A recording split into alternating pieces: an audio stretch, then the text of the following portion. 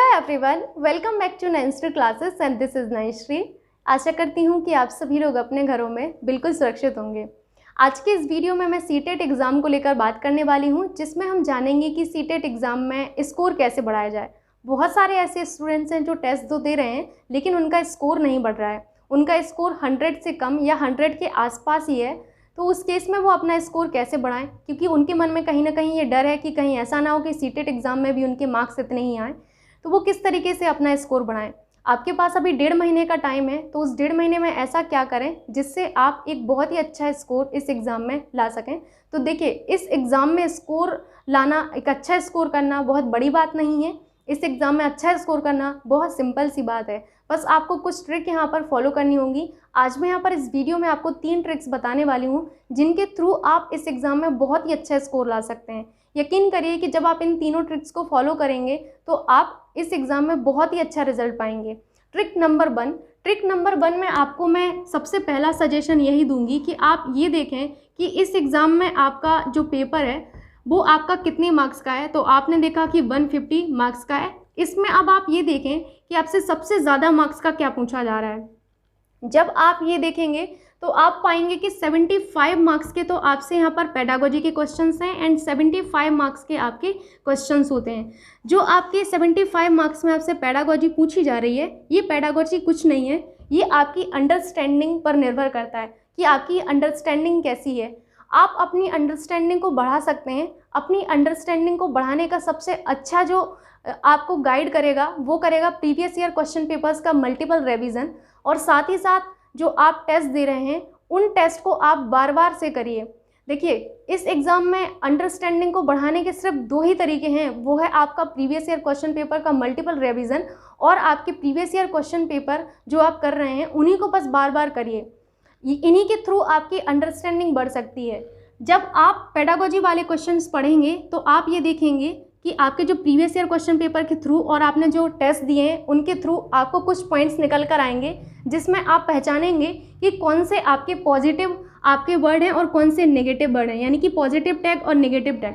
ये पहचानना बहुत ज़रूरी है और ये सिर्फ और सिर्फ तभी आएगा आपको जब आप प्रीवियस ईयर क्वेश्चन पेपर्स का मल्टीपल रिवीजन करेंगे। तो पॉजिटिव और नेगेटिव जो आपके टर्म हैं इनको पहचानना सीखिए आप लोग कि कौन से पॉजिटिव टर्म है, कौन से नेगेटिव टर्म है। इन्हीं के थ्रू आप जो पेडागोजी वाला सेक्शन है उसको सही कर सकते हैं।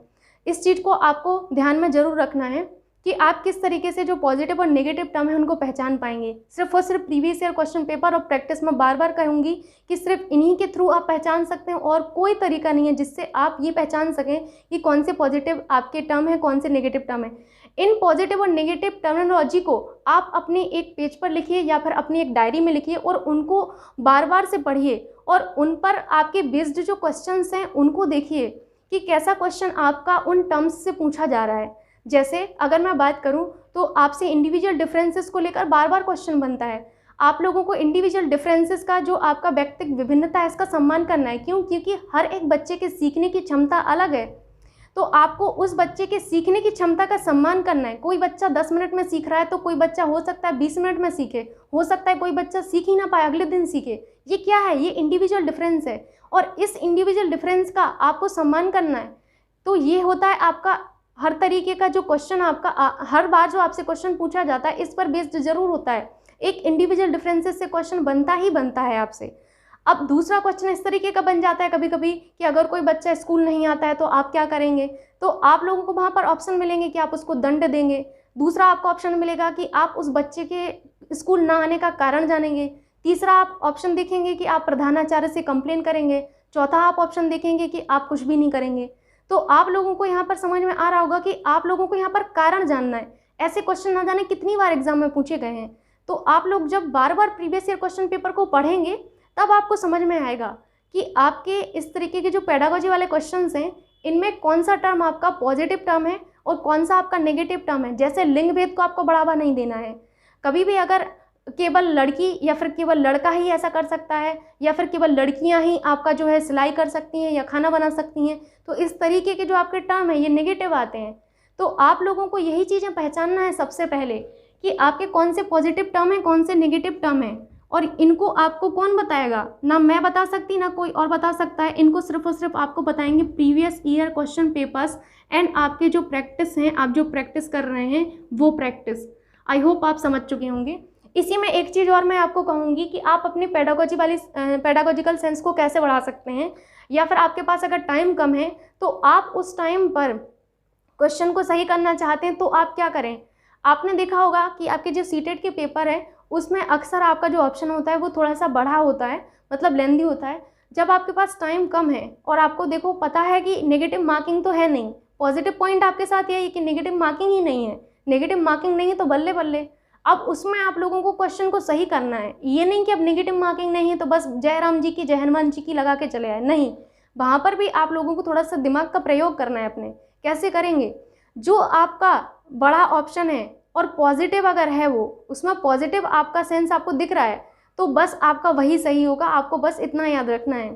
तो एक आपकी ये ट्रिक थी कि आप इस ट्रिक के थ्रू भी अपना जो आंसर है उसको सही कर सकते हैं, कि अगर आपको कोई पॉजिटिव ऑप्शन दिख रहा है और बढ़ा भी है तो आपको उसी को सही कर देना है। अगर टाइम कम है तब ये आपको तभी करना है, अदरवाइज़ आपको इसको फॉलो नहीं करना है। इस चीज़ को आप समझिए कि आपको तभी करना है, अदरवाइज़ आपको चारों ऑप्शंस को बहुत ध्यान से पढ़ना है।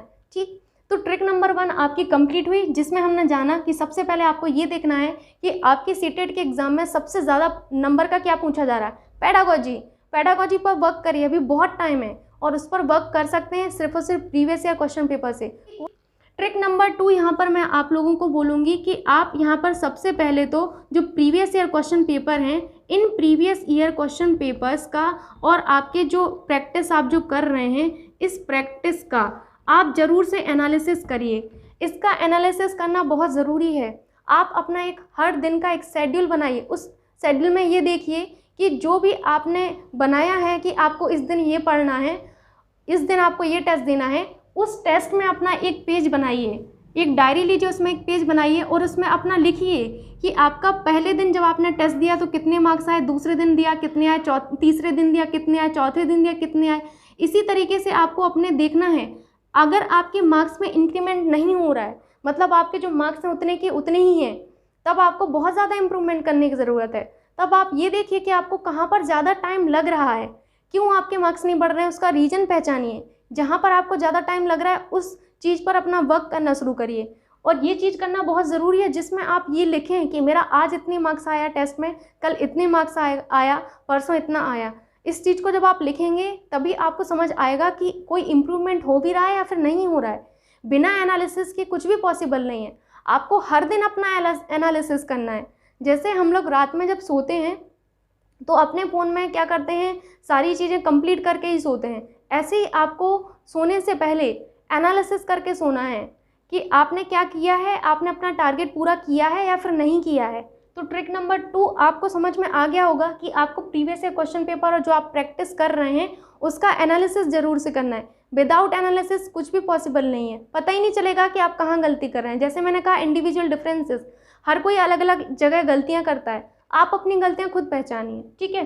ट्रिक नंबर 3 में मैं आपको यहाँ पर सजेशन दूंगी जो कि बहुत ज़रूरी है और सब लोग इसको इग्नोर करते हैं, वो है पैसेज।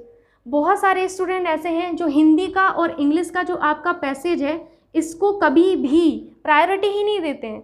आपको पता होना चाहिए कि हिंदी और इंग्लिश का जो पैसेज है वो आपको सीटेट के एग्ज़ाम में बहुत अच्छा स्कोर दिला सकता है। यकीन करिए, इस पैसेज के अगर आपके क्वेश्चन सही हो गए तो आपका स्कोर बहुत अच्छा आ सकता है, क्योंकि ये आपसे हर बार पूछा ही जाता है और बहुत ज़्यादा मार्क्स का पूछा जाता है, आपका हिंदी और इंग्लिश का पैसेज दोनों का ही।